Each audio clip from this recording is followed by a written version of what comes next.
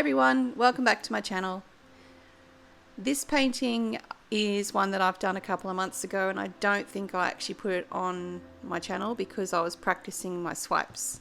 So as you can see, it's dry, and I believe I've also put a finish on it because it's very shiny.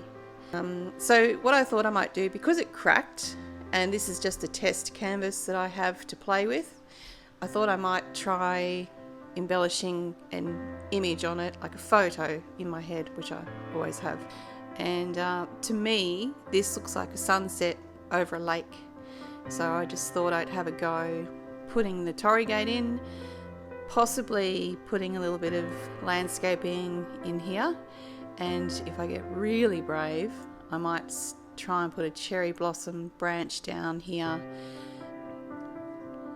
So if you're not already subscribed, please hit that subscribe button and maybe even a like, and come along with me and watch the process, and I hope you enjoy it.